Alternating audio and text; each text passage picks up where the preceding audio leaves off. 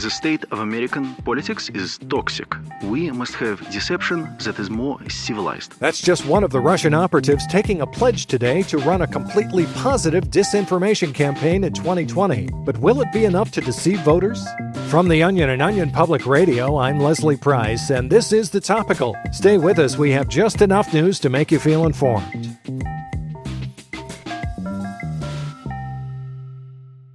A wise man once said, "When I was just a baby, my mama told me, 'Son, always be a good boy, never play with guns.' But I shot a man in Reno just to watch him die. When I hear that whistle blowing, I hang my head and cry."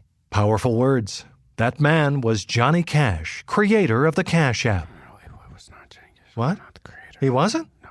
Well, who the hell made it then? I don't know. You can't say that. Well, I was trying to draw a distinction between money and freedom and... forget it. The Topical is presented by Cash App, the #1 finance app in the App Store. Download Cash App today and get $10 when you sign up using promo code Topical. Well, what the hell app did Johnny Cash make then?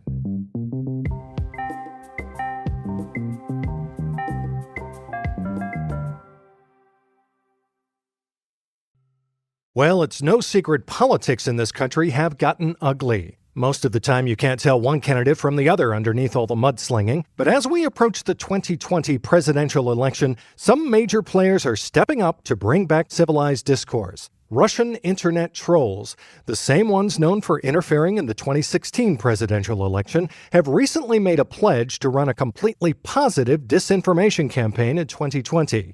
Joining us now is OPR Washington correspondent Dirk Mullins. Hi, Leslie. So why are these trolls deciding to run a cleaner deception campaign? 2020 hackers and trolls are tired of how malicious and unproductive political disinformation tactics have become in America and want the vitriol taken back out of toppling the democratic process. I spoke with a member of the Kremlin-linked internet research agency, who I call Victor, in order to protect his identity. After 2016, we recognize that we are becoming part of the problem. Positive lies, a more civilized exchange of false narratives. This is what we are aspiring to spread to Americans in 2020 election. Interesting approach, but how will this affect their campaign strategy this year? Victor says trolls will still be using the same methods we saw in 2016, but in the future, their bots, micro-targeting, and deep-fake videos will focus on spreading fake hope rather than manufactured outrage. We would blame Benghazi on Hillary. Lock her up, yeah? So mean, so negative.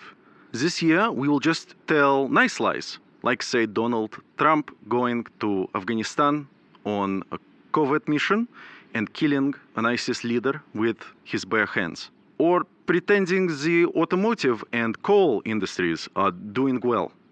Now, those are lies every American can get behind. Wow, he sounds very dedicated to this turnaround. Well, to a lot of hackers like Victor, it's more than just a job in public deception. It's something they're very passionate about. There's no sense of decency in politics anymore. How can I go home at night and I'm looking my kids in the eye when I am sharing memes of Nancy Pelosi and Chuck Schumer burying a pile of aborted fetuses?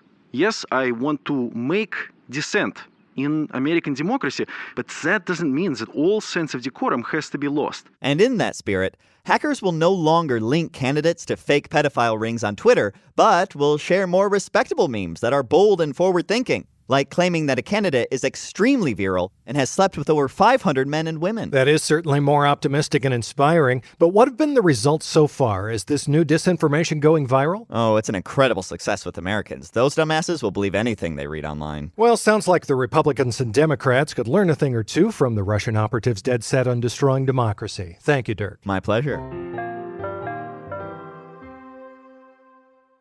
I'm coming to murder you. That's right, you. I'm coming to kill you right now, and there's no way for you to stop me. That's why you need Simply Safe. Simply Safe is the easiest way to protect yourself from a knife-wielding, gun-toting, bloodthirsty lunatic like me. It's the award-winning security system that blankets your whole home in safety. And believe me, you'll want your whole home protected because I will find a way inside.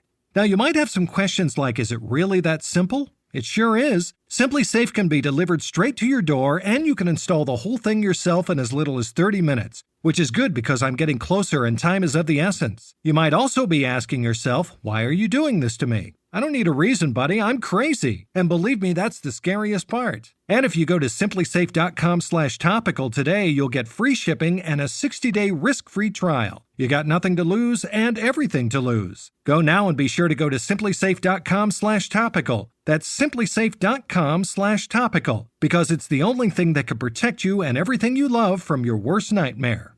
Me.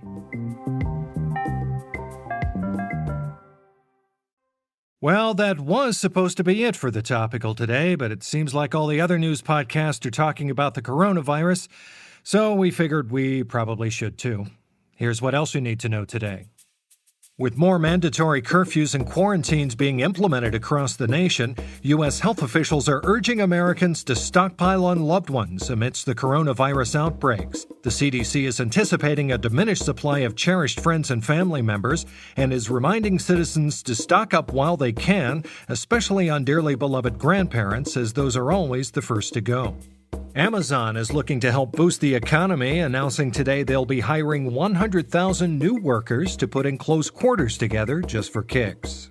And the census is drawing criticism today after adding the question, "Is your spouse your soulmate?" to the 2020 questionnaire. Critics of the question's inclusion are calling it both intrusive and offensive to those who just settled for the best they could find.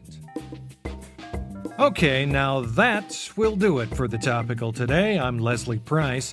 Join us tomorrow as OPR takes a fascinating look at our society and spends an entire day and night inside a 24-hour diner. Sir, we are not open. You need to leave right now. All that and more tomorrow on The Topical.